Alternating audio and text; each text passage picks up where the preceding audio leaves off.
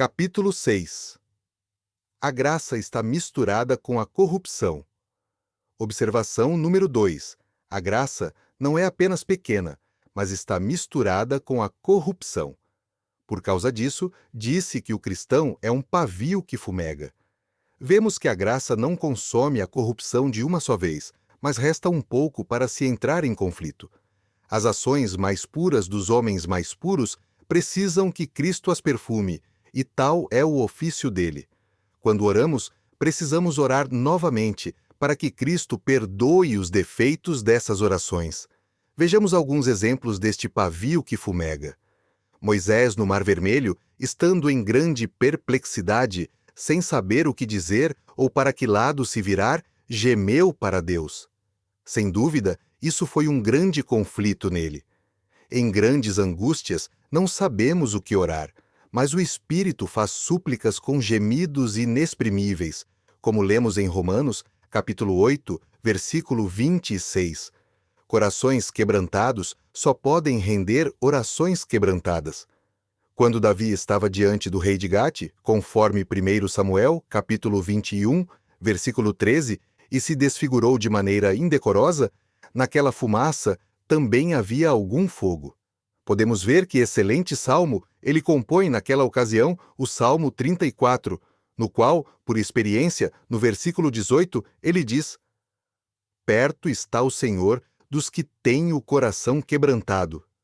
No Salmo 31, versículo 22, ele afirma: Eu dizia na minha pressa, estou cortado da tua presença. Aí está a fumaça.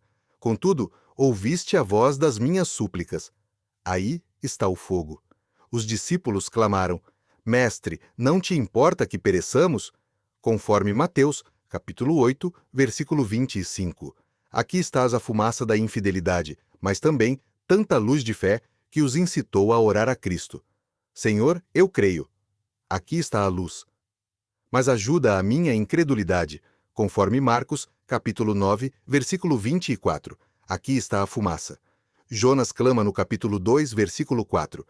Lançado estou de diante dos teus olhos. Aí está a fumaça. Todavia, tornarei a olhar para o teu santo templo. Aí está a luz. São Paulo diz em Romanos, capítulo 7, versículo 24. Miserável homem que eu sou, ao sentir sua corrupção, mas ainda assim, rompe em graças a Deus por Jesus Cristo, nosso Senhor. A igreja diz em Cantares, capítulo 5, versículo 2. Eu durmo, mas o meu coração vigia. Nas 7 igrejas que por sua luz são chamadas de 7 castiçais de ouro, conforme Apocalipse, capítulos 2 e 3, a maioria delas tinha muita fumaça com sua luz. A base desta mistura é que carregamos conosco um princípio duplo, graça e natureza. O fim disso é, especialmente, nos preservar daqueles 2 rochedos perigosos nos quais nossa natureza tende a colidir. A segurança, que é a indolência, e o orgulho.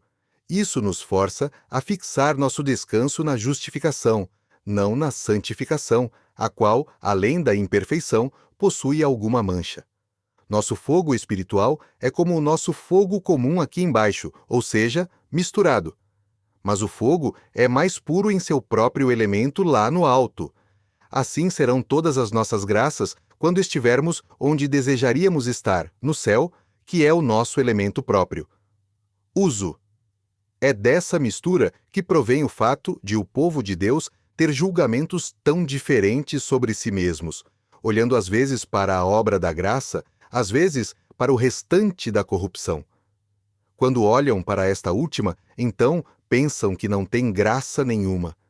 Embora amem a Cristo em suas ordenanças e filhos, ainda assim não ousam reivindicar uma intimidade tão próxima a ponto de serem seus. Assim como uma vela no castiçal às vezes mostra sua luz e às vezes o brilho da luz se perde. Assim também, eles às vezes estão bem convencidos de si mesmos e às vezes se sentem perdidos. Capítulo 7. Cristo não apagará começos pequenos e fracos. Doutrina. Agora, para a segunda observação. Cristo não apagará o pavio que fumega. Primeiro, porque esta faísca é do céu, é dele mesmo, é acesa pelo seu próprio Espírito. E segundo, isso tende à glória de sua poderosa graça em seus filhos, que ele preserve a luz no meio das trevas, uma faísca no meio das águas revoltas da corrupção. Há uma bênção especial naquela pequena faísca, como lemos em Isaías, capítulo 65, versículo 8. Quando se acha vinho num cacho de uvas, diz-se: não o estragues, pois há bênção nele. Vemos como nosso Salvador Cristo suportou Tomé em sua dúvida, conforme João, capítulo 20, versículo 27. Como suportou os 2 discípulos que iam para Emaús, que vacilavam sobre se era ele quem havia de remir Israel ou não, conforme Lucas, capítulo 24, versículo 21. Ele não apagou aquela pequena luz em Pedro, que estava abafada. Pedro o negou, mas ele não negou Pedro, conforme Mateus, capítulo 26. Um homem pobre no Evangelho disse: se quiseres, podes, conforme Mateus, capítulo 8, versículo 2. Outro disse: Senhor, se tu podes, conforme Marcos, capítulo 9, versículo 22.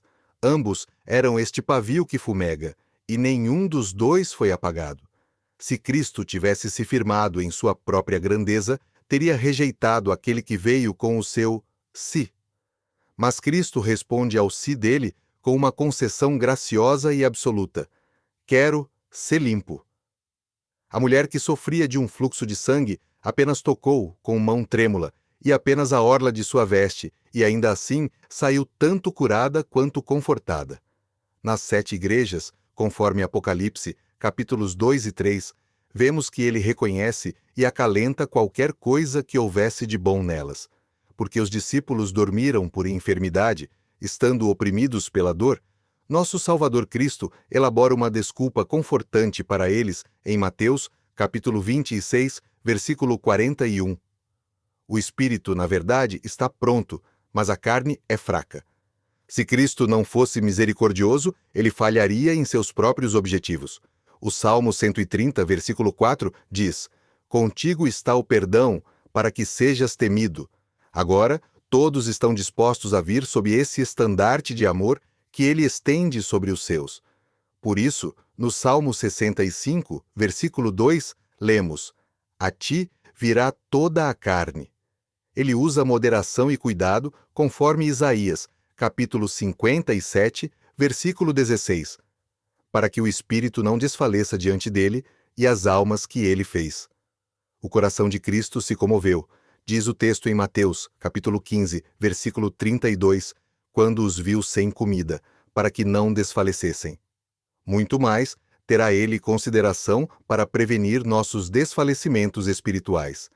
Aqui, vemos a disposição oposta entre a natureza santa de Cristo e a natureza impura do homem. O homem, por causa de um pouco de fumaça, apagará a luz. Cristo, vemos sempre, acalenta até os menores começos, como ele suportou as muitas imperfeições de seus pobres discípulos. Se ele os repreendeu asperamente, foi por amor e para que brilhassem mais intensamente. Podemos ter um padrão melhor para seguir do que este dele, por quem esperamos ser salvos? Romanos capítulo 15, versículo 1, diz: nós, que somos fortes, devemos suportar as fraquezas dos fracos. 1 Coríntios, capítulo 9, versículo 22, afirma: fiz-me tudo para todos, para por todos os meios chegar a salvar alguns. Oh, que essa disposição de ganhar e conquistar estivesse mais presente em muitos. Muitos, no que depender de nós, perdem-se por falta de incentivo. Vejamos como aquele fiel pescador de homens, São Paulo, trabalha para fisgar seu juiz em Atos, capítulo 26, versículo 27. Bem sei que crês nos profetas. E então deseja todo o bem salvador, mas não as algemas. Ele poderia tê-las incluído também, mas não quis desanimar quem fazia apenas uma oferta. Ele desejava, portanto, a Agripa apenas o que era bom na religião. Quão cuidadoso foi nosso bendito Salvador com os pequeninos, para que não se escandalizassem, conforme Mateus, capítulo 12, versículo 13. Como ele defende seus discípulos, das imputações maliciosas dos fariseus. Que cuidado em não colocar vinho novo em odres velhos, conforme Mateus, capítulo 9, versículo 17, para não afastar os novos iniciantes com as austeridades da religião, como alguns fazem sem discrição. Diz ele, eles terão tempo para jejuar quando eu me for, e força para jejuar quando o Espírito Santo vier sobre eles. Não é a melhor maneira entrar em conflito imediato com os novos iniciantes por causa de algumas vaidades menores, mas sim mostrar-lhes um caminho mais excelente e criá-los em fundamentos positivos. As outras coisas rapidamente perderão o crédito com eles.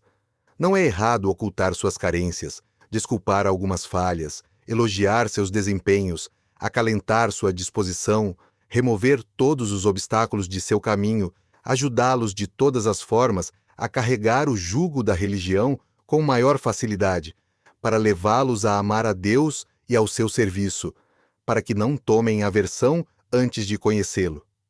Na maioria das vezes, vemos que Cristo planta nos novos iniciantes um amor que chamamos de o primeiro amor, conforme Apocalipse, capítulo 2, versículo 4, para levá-los através de sua profissão de fé com mais deleite e não os expõe a provações antes que tenham reunido forças. Assim como cultivamos plantas jovens e as protegemos do clima até que criem raízes. A misericórdia para com os outros deve nos mover a negar a nós mesmos em nossas liberdades lícitas muitas vezes, em caso de ofensa aos fracos. São os pequeninos que se escandalizam, conforme Mateus, capítulo 18, versículo 6. Os mais fracos são os mais propensos a se sentirem desprezados. Por isso, devemos ser mais cuidadosos em lhes dar satisfação. Seria uma boa disputa entre os cristãos, um trabalhar para não dar ofensa e o outro trabalhar para não se ofender. Os melhores homens são severos consigo mesmos e ternos com os outros. Contudo, as pessoas não devem cansar e esgotar a paciência dos outros, nem os mais fracos devem exigir tanta moderação dos outros a ponto de se sustentarem em sua indulgência e, assim, descansarem em suas próprias enfermidades, com perigo para suas próprias almas e escândalo para a Igreja. Nem por isso devem eles menosprezar os dons de Deus nos outros, os quais a graça ensina a honrar onde quer que sejam encontrados, mas devem conhecer suas partes e seu lugar, e não empreender nada acima de sua medida, o que pode tornar suas pessoas e seu caso sujeitos ao escárnio.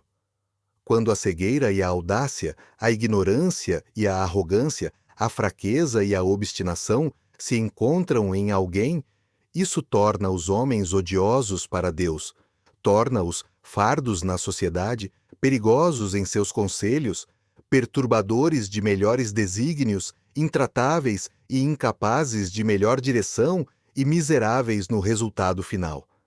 Onde Cristo mostra seu gracioso poder na fraqueza, ele o faz permitindo que os homens se entendam a ponto de gerar humildade e engrandecer o amor de Deus para com pessoas como eles.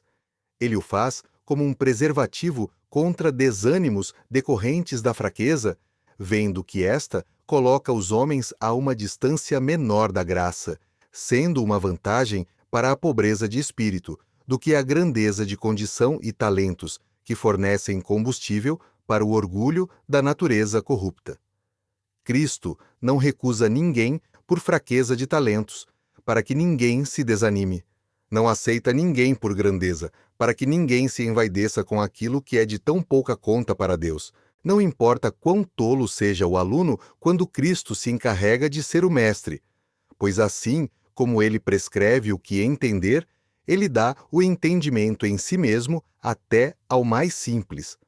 A Igreja sofre muito com os fracos, por isso podemos reivindicar a liberdade de lidar com eles tanto de forma branda quanto, muitas vezes, direta.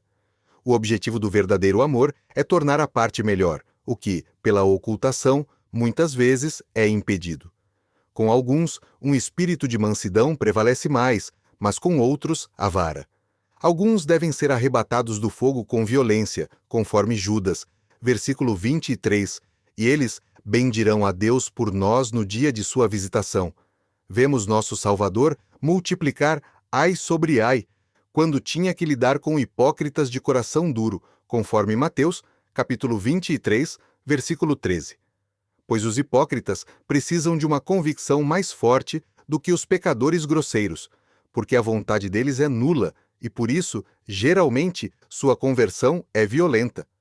Um nó duro deve ter uma cunha correspondente. Do contrário, em uma piedade cruel, traímos suas almas. Uma repreensão aguda, às vezes, é uma pérola preciosa e um bálsamo doce. As feridas de pecadores seguros, os indolentes, não serão curadas com palavras doces. O Espírito Santo veio tanto em línguas de fogo quanto na semelhança de uma pomba, e o mesmo Espírito Santo concederá um espírito de prudência e discrição, que é o sal, para temperar todas as nossas palavras e ações. E tal sabedoria nos ensinará até a dizer uma palavra a seu tempo, conforme Isaías, capítulo 50, versículo 4, tanto ao cansado quanto à alma segura. E, de fato, é necessário ter a língua dos instruídos, conforme Isaías, capítulo 50, versículo 4, para levantar ou abater.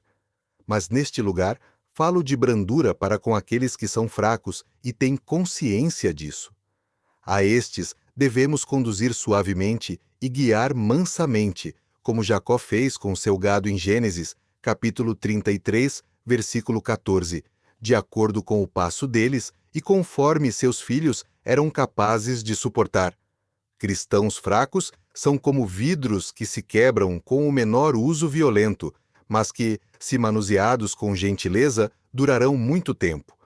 Esta honra de uso gentil devemos dar aos vasos mais fracos, conforme 1 Pedro, capítulo 3, versículo 7, por meio da qual tanto os preservaremos quanto os tornaremos úteis para a Igreja e para nós mesmos. Em corpos impuros, se todos os humores ruins forem purgados de uma vez, purgar-se-á a vida e tudo o mais. Portanto, embora Deus diga que os refinará como se refina a prata, conforme Zacarias, capítulo 13, versículo 9, contudo, em Isaías, capítulo 48, versículo 10, ele disse: Refinei-te, mas não como a prata. Isto é, não tão exatamente que nenhuma escória reste, pois ele tem respeito à nossa fraqueza. O refino perfeito é para outro mundo, para o mundo das almas dos homens perfeitos.